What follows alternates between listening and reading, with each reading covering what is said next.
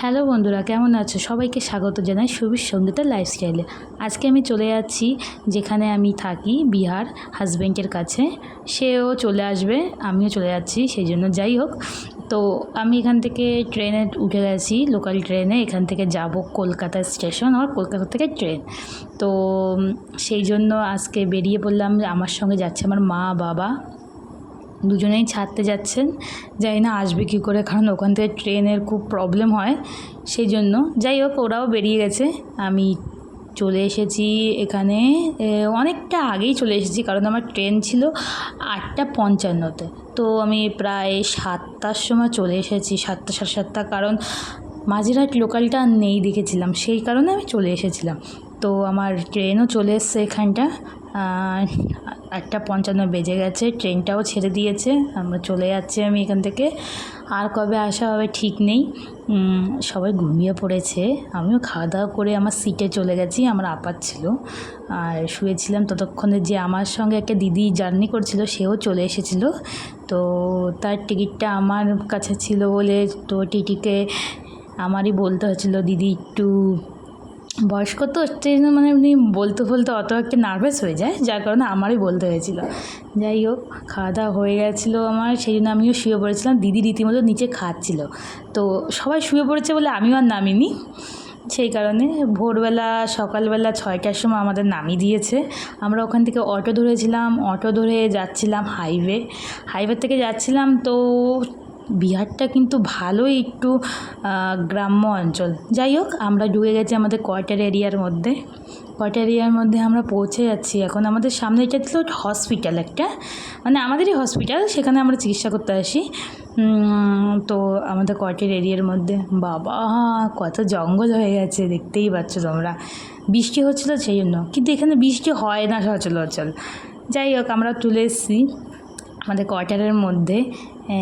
এই যে আমাদের কোয়ার্টারের রুট, এই যে আমাদের সব কোয়ার্টার, আশেপাশে সব। আমাদের ওটাও আগে, একটু আগে গিয়ে আমাদের কোয়ার্টারটাই আসছে।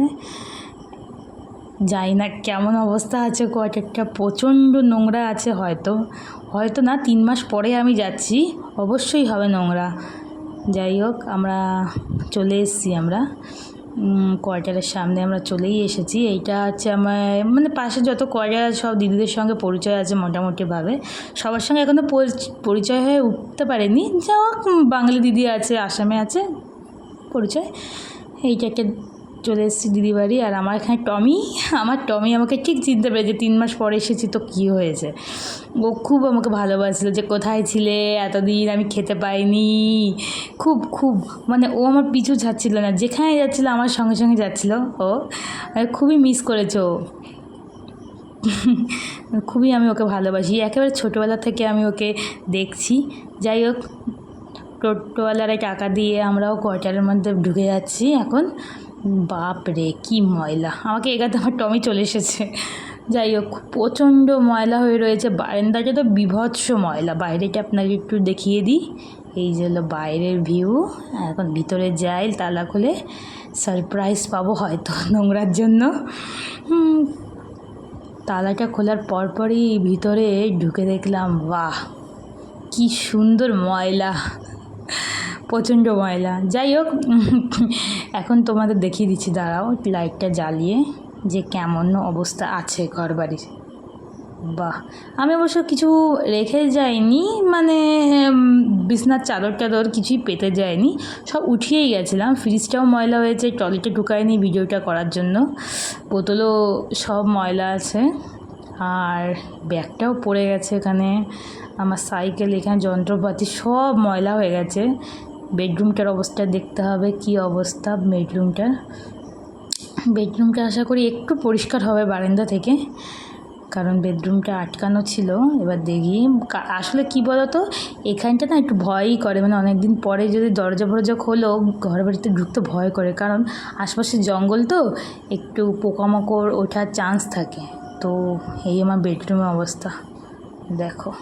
আর হলো এটা আমার কিচেনের সামনে বারান্দা, এখানে এমন অবস্থা। বাথরুম, ল্যাট্রিন আছে এই জায়গাটা। আমার কিচেনের অবস্থাও খুব খারাপ, আপাতত সব পরিষ্কার করতে হবে।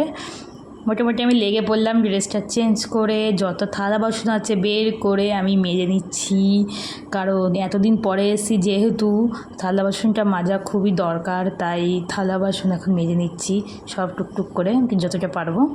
স্নান টান কমপ্লিট, ঘর বাড়ি পরিষ্কার করা, চলো তোমাদের দেখাই কেমন পরিষ্কার করেছি। মোটামুটি সবই পরিষ্কার করেছি, দেখো তোমরা সবই গুছিয়ে গাছিয়ে পরিষ্কার করে নিয়েছি, যার জন্য আমার প্রচুর টাইম লেগেছে আর খাটনিও হয়েছে। যাই হোক, বেডরুমটাও সুন্দর করে পরিষ্কার করে দিয়েছি, আর বাইরেটাও পরিষ্কার করেছি, কিচেনটাও পরিষ্কার করেছি। মোট আমার 3 ঘন্টা 4 ঘন্টা টাইম লেগেছে সব পরিষ্কার করতে। তো রান্নাটা চাপিয়ে দিয়েছি আমি এখানে, আমি এখানে হিটারে রান্না করি, সবাই দেখতেই পাচ্ছ, খুবই রিস্ক। কারণ হিটারে না সচরাচর রান্না করতে গিয়ে চটি পরে রান্না করতে হয়, কারণ হলো শর্ট খাওয়ার চান্স খুবই থাকে, আর আমি খুবই শর্ট খেয়েছি, মানে কি বলবো বিভৎস, আর খুবই হিটারটা নষ্ট হয়ে যায় খুব তাড়াতাড়ি, যাই না কী করে তার কেটে যায় ভিতরে। এই যারা হিটারে হয়তো ব্যবহার করেছো এটা বুঝতে পারবে, কারণ একটা রুম হিটার আমরা রান্না করি, সবার ঘরে ঘরে এই হিটারটা আছে, কয়টার ঘরে মাস্ট হিটার থাকবে। যাই হোক, আমি এখানে রান্না করছিলাম হচ্ছে চিকেন, আর রান্না করবো পোলাও। ততক্ষণ রান্না করতে করতে চলে এসেছে আমাদের বরমশাই, চলে এসেছে, খুবই খুশি আমি তাকে দেখে। আর এখানে মোটামুটিভাবে হয়ে যাচ্ছে, রান্না করেই নিয়েছি আমার পোলাওটা, একটু জল ঝরালেই হয়ে যাবে। আর এদিকে আমার চিকেন কষাটাও মোটামুটি রেডি হয়ে গেছে, ততক্ষণ আমার বরমশাই ফ্রেশ হয়ে দিক, তারপর একসঙ্গে খাওয়া দাওয়া হবে। যাই হোক, দেখতেই পাচ্ছ কেমন হয়েছে প্লিজ বলবে। আমরা খাওয়া দাওয়া করে রেস্ট নিয়ে বেরিয়ে গেছি, একটাও সবজি নেই, যার জন্য আমরা বেরিয়ে গেছি সবজি কিনতে।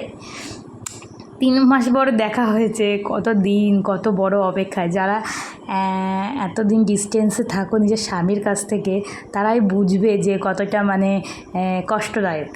যাই হোক, আমরা এখানে সবজি কিনেছি, এখানে বিহারে এখানটায় এই সবজিটাকে নেনুয়া বলে, এটা নয় যেটা আমার বড়ের হাতে ছিল, এটা নেনুয়া বলে। আর আমরা বাজার করে এখন রাস্তায় যাচ্ছি বাড়ির দিকে সব বাজার নিয়ে।